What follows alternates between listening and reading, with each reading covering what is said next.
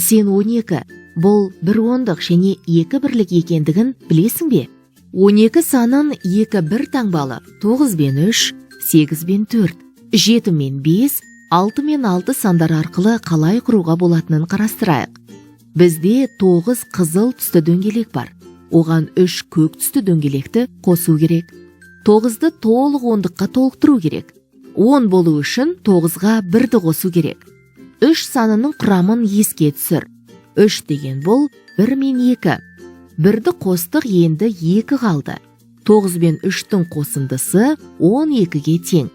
12 деген бұл 8 бен 4-тің қосындысы. Қосу амалының қалай орындалғанына назар аудар.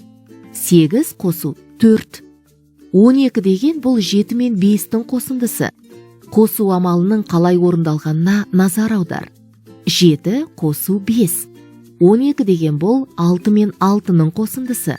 Қосу амалының қалай орындалғанына назар аудар. 6 қосу 6. 12 санының құрамын жатта.